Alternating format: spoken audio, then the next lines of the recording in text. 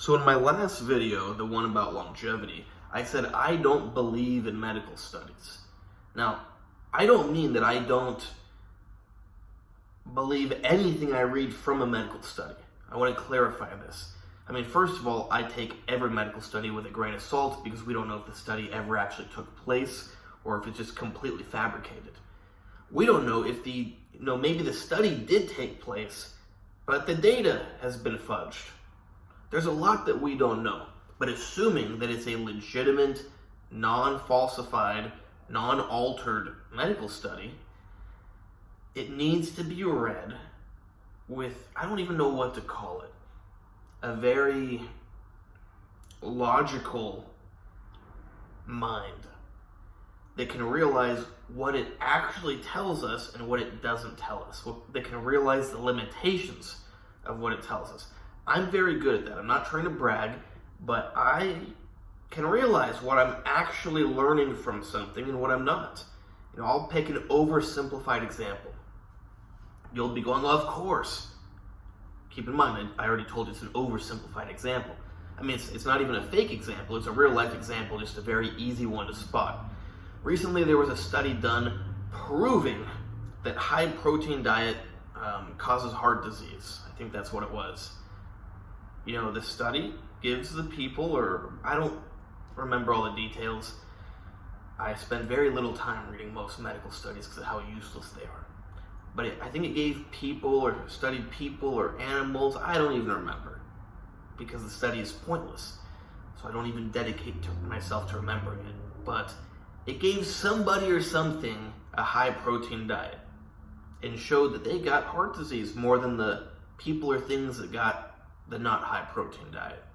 That seems pretty definitive. Let's assume it was people. You give 100 people extra protein and you give 100 people diet without extra protein. And the ones with the extra protein got health issues. That seems pretty cut and dry that extra protein causes health issues. How can you argue with that? Are you a science denier? The science is very clear. More protein, more heart disease. Or is it? Because if you actually read the study, I do remember this much, the study did not give them just pure protein. The study did not even give them protein-rich foods. The study gave them a sludge of junk that also contained a lot of protein. What was that sludge of junk? It was one of these pre-packaged protein drinks, that's just like motor oil, practically. And I know it's not the same as motor oil, but it's a bunch of synthetic garbage. Being synthetic does not make something bad. But this drink, if you read the ingredient list, it was full of a bunch of junk. So just maybe it wasn't the protein that caused the heart disease. Maybe it was one of the several other known to be unhealthy ingredients. How could that be? Those were experts. Those were scientists doing the study. You think the scientists didn't realize that? You see the problem? So here's a good question.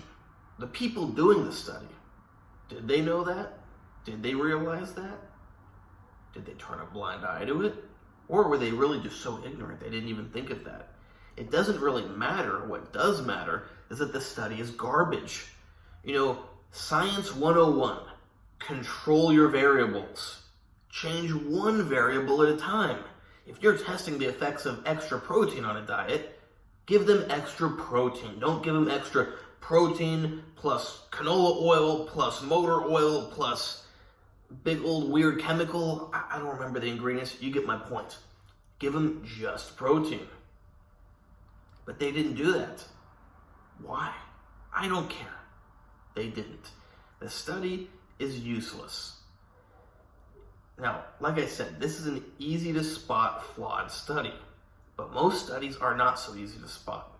In fact, sadly, most medical experts, even who read the studies, don't realize the flaws in them or the limitations. Perhaps the study isn't flawed, but it's very limited, and the average medical expert doesn't realize the limitations and infers something that should not be inferred. Here's a good rule with medical studies. Do not infer anything. You only know what the study showed you for the exact situation in which it showed that. If it says, a study of 52 postmenopausal women taking raloxifene had a 12% increase in deep vein thrombosis.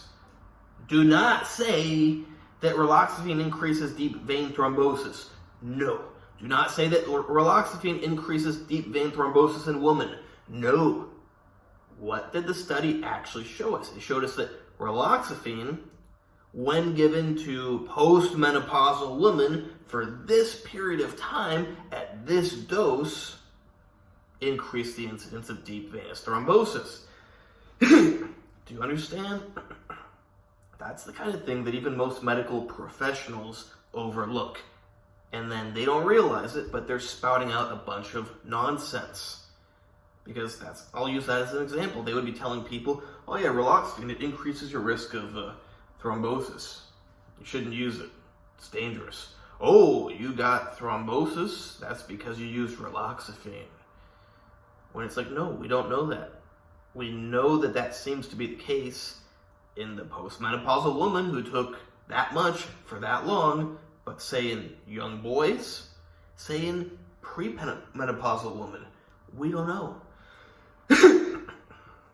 Perhaps it's likely, but we don't know. The study wasn't on that. Okay, so yeah, it's not that I don't believe in medical studies. It's that I don't believe in what people are saying about the medical studies.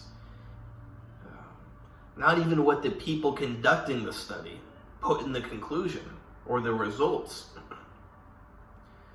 You know, people tend to just read the intro or the abstract and then the results or the conclusion.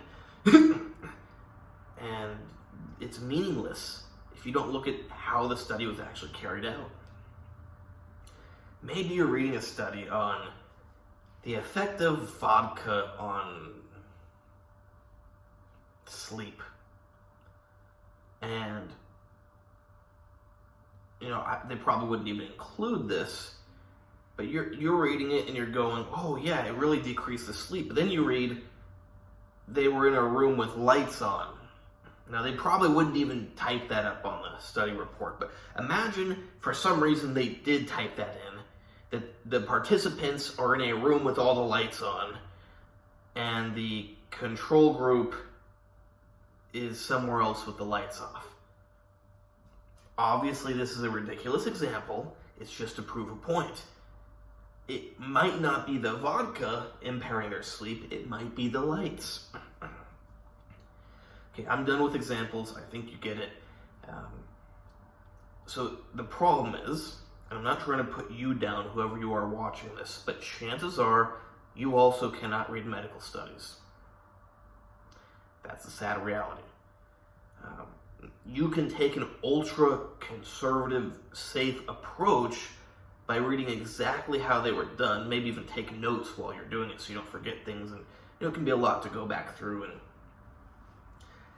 look at exactly how it was done, and then think, how close am I to that situation? Does it actually apply to me?